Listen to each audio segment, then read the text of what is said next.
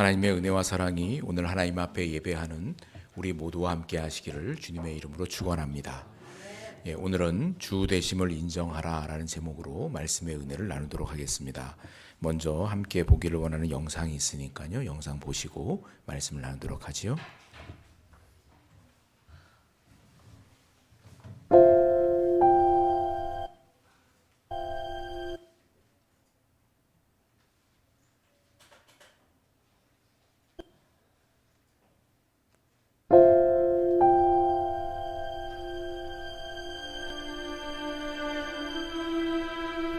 사순절의 끝자락에서 우리는 고난주간을 만나게 됩니다.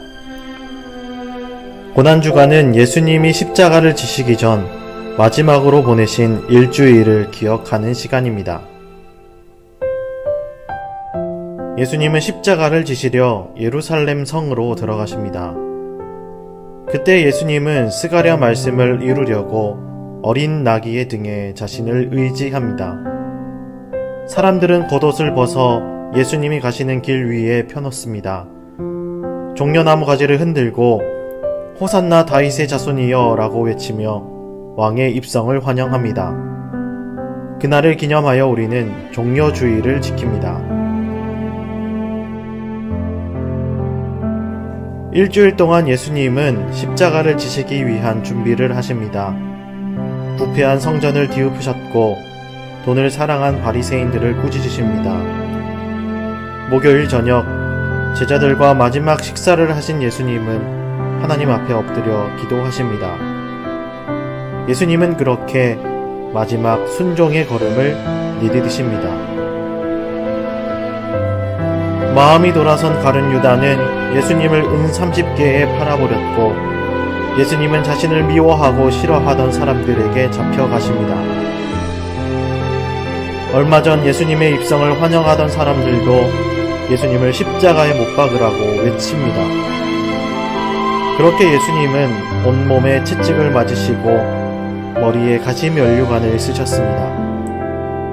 그리고 무거운 십자가를 어깨에 짊어지고 가시며 이 땅에 가지고 온 모든 힘을 쏟아내십니다. 예수님의 모습은 아름다움도 없었고 눈길을 끌만한 위엄도 없었습니다. 아무도 예수님을 귀하게 여기지 않았습니다. 미움과 멸시를 받았으며 상상하지도 못할 아픔과 고통을 겪으셨습니다. 그리고 십자가에 못 박히십니다.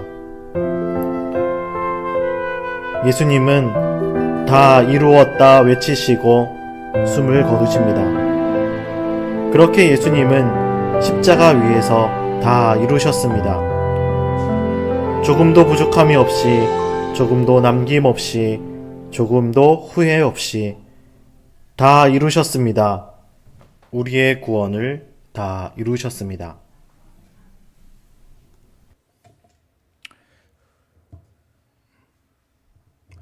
네, 그림도 좀 보여주세요. 오늘은 예수님께서 우리를 위해 십자가 지시기를 위해 예루살렘에 올라가신 것을 기념하는 종려주일입니다. 종려주일이란 이름은 예수님께서 예루살렘 성에 입성하실 때 많은 군중들이 종려나무 가지를 흔들면서 예수님을 환영하여 맞이하였기 때문에 붙여진 이름입니다.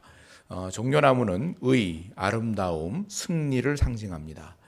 종려주일은 기쁨과 슬픔의 감정이 겹치는 절기입니다. 예수님께서 예루살렘으로 승리에 입성을 하신 것을 기뻐하고 축하하는 절기이면서 동시에 예수님께서 우리를 위해서 십자가를 지시기 위한 고난의 시작을 알리는 주일이기 때문입니다. 종려주일을 지나면서 일주일 동안 예수님은 십자가 고난을 향해서 묵묵히 나아가십니다. 예수님께서 예루살렘에 입성하실 때는 많은 사람들이 환호하면서 주님을 추종했지만 정작 예수님께서 십자가에 못 박히시는 현장에는 생각보다 적은 무리가 주님의 뒤를 따라갔습니다. 심지어 수제자라 불렸던 베드로조차도 예수님을 모른다고 3번이나 부인하고 도망가 버렸습니다. 십자가의 현장에는 제자 요한과 몇 명의 여성 제자들이 자리를 지킬 뿐이었습니다. 이러한 사실은 우리 모두가 고난을 얼마나 싫어하는지를 단적으로 보여줍니다. 고통스러운 일은 애써 피하려 하고 외면하려는 본성이 우리 모두에게 다 있습니다.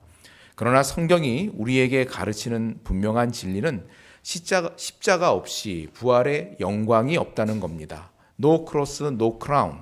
고난 없이 영광은 없습니다. 우리가 부활의 영광을 마주하려면 십자가의 고난을 통과해야 되는 겁니다. 그러므로 예수님께서 나를 위해 십자가를 지신 이 한 주간 주님의 십자가의 그 발자취를 따라서 힘써 주님과 동행하고 주님의 십자가를 깊이 묵상하는 주간으로 교회는 오랜 기간 동안, 기독교 역사 2000년 동안 이 기간을 그렇게 주님의 십자가를 깊이 묵상하는 기간으로 지켜왔습니다. 내일부터 시작되어져서 예수님께서 십자가에 죽으신 금요일까지 저희도 특별 새벽 기도회로 모입니다. 이 기간에 개인적으로 금식을 하시는 분들도 있고 또 특별히 성금요일, 주님께서 십자가에서 죽으신 금요일을 거룩한 금요일이라고 부르는데 이때는 특별히 이날을 구별하여서 금식을 하거나 하시는 분들도 있습니다. 또한 한 주간 동안 우리의 삶의 양식을 철저히 절제하며 지내기도 합니다. 주님의 십자가 앞으로 그렇게 가까이 나아가기를 원하는 마음으로 온 그리스도인들이 그와 같이 이 기간을 지킵니다. 2000년의 시공간을 초월하여서 주님이 나를 위해 십자가에 달리신 그 앞으로 나아가는 저와 여러분들이 다 될 수 있기를 주님의 이름으로 축원합니다. 오늘 말씀해 보면 예루살렘에 입성하신 주님이 가장 먼저 예루살렘 성전을 찾으셨습니다. 그런데 예루살렘 성전은 제물을 사려는 순례객들과 또 그 제물을 공급하는 장사치들의 난장이 되어 있었습니다. 주님께서는 성전의 장사치들을 쫓아내시고 또 말씀을 가르치셨습니다. 예수님의 이러한 행동에 종교 지도자들은 위기감을 느꼈습니다. 그래서 예수님께 무슨 권세로 이런 일을 하느냐고 묻습니다. 우리 1절과 2절을 같이 읽어보겠습니다. 하루는 예수께서 성전에서 백성을 가르치시며 복음을 전하실새 대제사장들과 서기관들이 장로들과 함께 가까이 와서 말하여 이르되 당신이 무슨 권위로 이런 일을 하는지 이 권위를 준 이가 누구인지 우리에게 말하라. 이들이 이런 질문을 한 의도는 예수님의 권위를 인정하고 싶지 않기 때문입니다.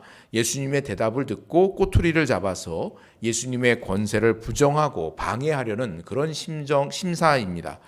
예수님께서는 이들의 그 악한 의도를 아시고 무슨 권세로 성전을 청소하시고 말씀을 가르치시는지 그에 대해서 말씀하지 않으시고 대신 악한 포도원 농부들에 대한 비유를 말씀하셨습니다. 포도원 주인이 포도원을 만들고 농부들에게 세를 주고 먼 타국에 갔습니다. 때가 되어서 포도원 주인은 세를 받기 위해서 종을 보냅니다. 그런데 악한 농부들은 주인의 심부름꾼을 3번이나 거듭해서 두들겨 패고 빈손으로 쫓아내 보냈다라고 말씀하죠. 자, 이쯤 되면 주인은 농부들을 고발하거나 아니면 자신의 농장을 무력으로 빼앗을 만한 그런 결정들을 해야 마땅할 겁니다. 근데 주인은 내 아들은 그래도 존경하겠지라는 마음으로 그 아들까지 보냈습니다. 13절로 15절을 읽어보겠습니다. 포도원 주인이 이르되 어찌할까 내 사랑하는 아들을 보내리니 그들이 혹 그는 존대하리라 하였더니 농부들이 그를 보고 서로 의논하여 이르되 이는 상속자니 죽이고 그 유산을 우리의 것으로 만들자 하고 포도원 밖에 내쫓아 죽였느니라. 그런즉 포도원 주인이 이 사람들을 어떻게 하겠느냐. 주인은 자신의 아들은 공경할 것이다 여기고 그의 아들을 보냈습니다. 그런데 농부들은 주인의 아들을 죽이면 포도원은 자신들의 것이 될 것이다 그렇게 생각하면서 그 아들까지도 죽여버렸다 말씀합니다. 실제로 당시 이스라엘 땅은 대부분 대도시나 외국에 거주하는 지주들의 소유였습니다. 근데 외국에 거주하는 지주들에게 상속자가 없을 경우 그 땅을 붙이던 사람들에게 우선적으로 소유권이 양도될 수가 있었습니다. 따라서 악한 농부들이 상속자만 죽이면 포도원이 자신들의 것이 될 것이다 이렇게 생각한 것은 충분히 가능성이 있는 이야기입니다. 아들을 보내면 자신을 대하듯 그렇게 존경할 것이다 여겼던 포도원 주인은 이제 결단을 합니다. 이 악한 농부들을 진멸하고 포도원은 다른 사람에게 넘어갈 것입니다. 마가복음에서는 이 말씀을 종교 지도자들에게 한 것으로 되어 있는 반면에 누가복음에서는 백성들에게 말씀하신 것으로 되어 있습니다. 그러나 이 이야기가 진행되어 감에 따라서 이 이야기는 종교 지도자들을 겨냥한 말씀으로 받아들이게 됩니다. 그래서 19절에 보면 이 말씀을 듣고 제일 먼저 발끈한 사람들도 서기관들과 대제사장들이었다 말씀하지요. 우리 19절을 읽어보겠습니다. 서기관들과 대제사장들이 예수의 이 비유는 자기들을 가리켜 말씀하심인 줄 알고 즉시 잡고자 하되 백성을 두려워하더라. 종교 지도자들도 예수님의 비유에 나오는 이 악한 농부들이 바로 자신들을 가리킨다라는 것을 알았고 예수님을 붙잡고자 했지만 군중들이 무서워서 그렇게 하지 못했다 말씀하지요. 여러분, 모든 권세는 하나님께서 주신 겁니다. 하나님께서 권세를 주시는 것은 사명이 있기 때문에 권세를 주시는 겁니다. 하나님께서 이들을 종교 지도자들로 삼은 것은 이스라엘로 하여금 열방의 빛이 되어서 온 인류를 향한 구원의 문을 열게 하기 위해서였습니다. 그러나 이들은 자신의 기득권을 유지하기에 급급했습니다. 기득권이 주는 유익에 눈이 멀어서 정작 자신들의 본분과 사명을 잊었습니다. 뿐만 아니라 자신이 누려온 그 기득권을 유지하기 위해서 하나님의 아들이신 예수님을 대적했고 결국 십자가에 못 박게 됩니다. 빌려온 것도 오래되면 돌려줄 때 섭섭한 법이에요. 옆집에서 빌려온 망치를 요긴하게 잘 쓰다가 원래 주인이 이제는 좀 돌려달라고, 나도 필요한 일이 있다고 해서 돌려줘야 될 때가 오면 왠지 섭섭하고 내 것을 빼앗기는 그런 기분이 납니다. 하나님께서 우리들에게 맡겨주신 모든 것에 대해서 선한 청지기의 정신을 잃으면 오늘 본문의 악한 농부들처럼 될 수 있습니다. 마치 처음부터 내 것인 양 그렇게 행동하는 겁니다. 물질도 그렇고요, 건강도 그렇고요, 시간도 그렇고요, 우리에게 주신 재능과 능력도 마찬가지고 또 우리에게 허락하신 자녀들도 그렇고요. 모든 것이 하나님께로부터 위임받은 것인데 자기 마음대로 쓰고 그것이 원래 내 것인 양 생각을 하는 겁니다. 하나님은 이 모든 것을 주시면서 하나님의 영광을 위해 사용하라 하셨는데 내 영광을 찾고 내 편의를 찾는데 급급해지는 겁니다. 청지기 정신을 잊고 산다면 그가 바로 악한 농부인 겁니다. 우리는 이것을 통해서 주님의 주 되심을 인정하지 않는 것이 죄의 뿌리라는 것을 알 수가 있습니다. 하나님을 떠나서는 살 수 없는 존재임에도 불구하고 인간은 자꾸만 하나님 없이 또 하나님을 떠나 살 수 있다고 착각합니다. 우리의 죄도 그 뿌리를 찾아가면 주님의 주 되심을 인정하지 않고 자기 마음대로 살려는 것이라는 걸 알 수 있습니다. 죄의 본질은 우리의 주인이신 하나님을 인정하지 않고 스스로 주인이 되려는 태도입니다. 때문에 믿음은 단지 하나님이 계시냐 안 계시냐 이런 것을 믿느냐 안 믿느냐의 차원의 문제가 아닙니다. 네가 하나님은 한 분이신 줄을 믿느냐? 잘하는도다. 귀신들도 믿고 떠느니라. 귀신도 하나님이 계신다는 것 정도는 다 압니다. 진정한 믿음은 내 인생의 주인이 누구냐? 이 질문에 대해서 내 인생의 주인은 바로 예수님이시다라고 대답하는 겁니다. 이것이 믿음입니다. 그리고 그렇게 사는 것이 믿음입니다. 교회는 다니지만 믿음 없는 사람들이 있습니다. 찬양대를 하고 봉사를 하고 직분을 받아도 예수님께서 내 인생의 주인이시다, 이 믿음이 없는 사람들이 있습니다. 내 인생의 주인이 자기 자신이라고 믿는 사람은 모든 것을 자신이 결정합니다. 기도하지 않고 자기의 마음대로 자기의 뜻대로 고집하며 삽니다. 하나님의 말씀과 자신의 뜻이 상충할 때 언제나 말씀이 지고 자신의 의지가 이깁니다. 고민하는 척하다가 마지막에는 하나님의 뜻을 무시하고 자신의 뜻을 곳곳이 세웁니다. 이게 무엇입니까? 바로 죄입니다. 오늘 본문의 악한 농부들은 1차적으로 대제사장들과 서기관들, 종교 지도자들을 의미하지만 궁극적으로는 바로 저와 여러분, 나 자신일 수 있다는 것을 말씀하고 있는 겁니다. 여전히 내가 내 인생의 주인이 되어서 내 뜻을 앞세운다면 바로 내가 악한 농부인 겁니다. 그림을 좀 보여주시죠. 아프리카 선교사인 리빙스턴의 전기에 나오는 이야기입니다. 리빙스턴이 아프리카의 한 추장을 전도했습니다. 그 추장이 예수님을 믿고 너무나도 감사해서 자신의 마음을 표현하고 싶었습니다. 그는 리빙스턴의 집으로 찾아와서 선교사님, 제가 예수님 믿고 나니 정말로 기쁩니다. 제가 하나님께 감사드리고 싶어서 밀가루를 가지고 왔습니다. 이렇게 말했습니다. 리빙스턴은 대답합니다. 죄송하지만 하나님께서는 밀가루 정도로 만족하시지 않습니다. 그러자 추장이 근심하면서 돌아갔습니다. 얼마 후에 추장이 다시 100마를 데리고 왔습니다. 하얀 말. 선교사님, 밀가루는 부족하다고 하시니 제가 100마를 드리려고 가지고 왔습니다. 리빙스턴이 다시 웃으면서 하나님께서는 100마 정도로 만족하시지 않습니다. 이렇게 대답을 하는 겁니다. 밝고 기대에 찬 얼굴로 왔던 추장은 다시 구겨진 얼굴로 돌아갔다가 또다시 리빙스턴을 찾아왔습니다. 이번에는 머리에 꽂는 핀을 가지고 왔습니다. 이 핀은 우리 부족의 이 추장의 권위와 명예를 상징하는 겁니다. 이 머리핀을 하나님께 드리면 될까요? 라고 했습니다. 그 말을 듣고서도 리빙스턴 선교사는 글쎄요, 하나님께서 그 정도로 만족하실까요? 하고 반문을 하는 겁니다. 그러자 추장은 화가 났습니다. 아니, 이것까지도 안 된다고요? 그럼 도대체 뭘 드릴 수 있단 말입니까? 이제 제게 남은 것은 아무것도 없어요. 남은 것은 저 한 사람뿐입니다. 그러자 리빙스턴이 말합니다. 맞습니다. 바로 말씀하셨습니다. 하나님께서는 바로 나 자신을 드리기를 원하십니다.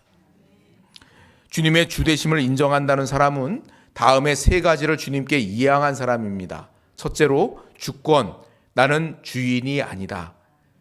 하나님이 주인이시다. 주권을 하나님께로 이양한 사람입니다. 로마서 14장 7절과 8절을 읽어보겠습니다. 우리 중에 누구든지 자기를 위하여 사는 자가 없고 자기를 위하여 죽는 자도 없도다.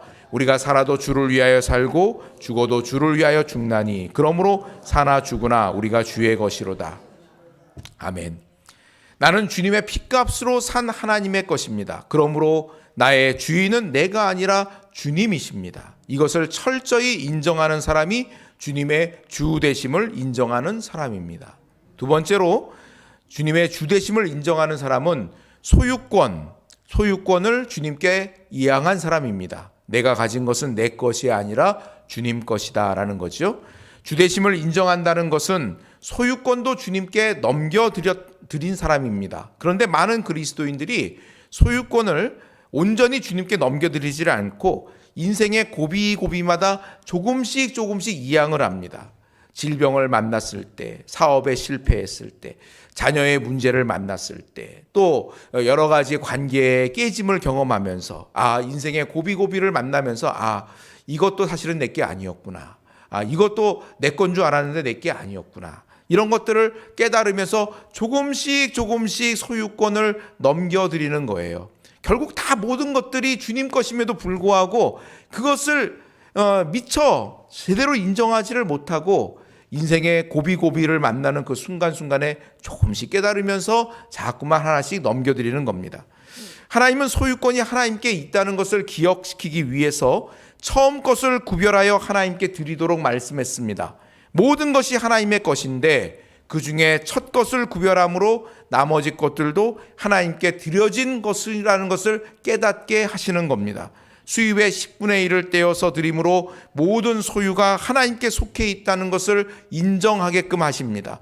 하루의 첫 시간을 떼어 기도로 시작할 때 우리의 모든 시간이 하나님의 것임을 인정하도록 만드는 겁니다. 일주일의 첫날인 주일을 구별하여 거룩하게 지킴으로 우리의 모든 날들이 하나님께 속한 거룩한 날이라는 것을 깨닫게 하시는 겁니다. 이렇게 하나님은 처음 것을 구별하여서 하나님께 드림으로 모든 것이 하나님께 드려진 것인 것을 알게 하시고 또 그렇게 살게 만드십니다. 하나님의 주권을 인정하는 사람은 소유권 역시도 하나님의 것임을 인정하고 선한 청지기로서 살아가게 됩니다. 마지막으로 하나님의 주되심을, 예수 그리스도의 주되심을 인정하는 사람은 존재권을 주님께 넘긴 사람입니다. 내가 사는 것은 이제 나를 위해 사는 것이 아니라 하나님을 위하여 산다는 겁니다. 종은 자신을 위해 살지 않습니다. 주인을 위해서 삽니다. 주인의 주되심을 인정한다는 것은 이제부터 더 이상 자기 자신을 위해 살지 않겠다라는 뜻입니다. 주님의 기쁨이 나의 기쁨이 되는 겁니다. 예수님을 구주로 영접한다는 것은 이렇게 나 중심에서 하나님 중심으로 우리의 중심축을 옮겨버리는 것을 말합니다. 나 중심에서 하나님 중심으로, 내 뜻과 의지 중심에서 말씀 중심으로 바꾸는 겁니다. 나 자신을 온전히 하나님 앞에 드리지 않고 이런저런 것들로 대신하려는 것들은 노력은 가상할지 모르지만 항상 만족스럽지 않습니다. 부족합니다. 옥합을 깨트리면 향유가 흘러 넘치게 되지요. 육신과 옛사람이 깨져야 하고 우리의 사고방식도 깨져야 됩니다. 옥합이 깨지면 속사람이 살아나고 생명이 흐르며 성령님께서 역사하시게 되는 겁니다. 옥합을 깨트린다는 것, 날마다 나 중심성을 버리고 예수 그리스도께서 나의 주인이 되심을 인정하는 것을 성경은 온전케 되어 그리스도의 장성한 분량에 이르는 것이다 라고 말씀을 합니다. 우리가 주님의 주되심을 인정하고 내 속에 세워져 있었던 우상들을 하나씩 제거해 나가면 나갈수록 우리는 더욱 예수님을 닮아가는 사람들이 되는 겁니다. 예수님을 닮지 않은 것을 잘라내고 깎아내는 이 과정들이 바로 성숙의 과정이 되는 겁니다. 나의 주인은 내가 아니다. 내가 가진 것은 내 것이 아니다.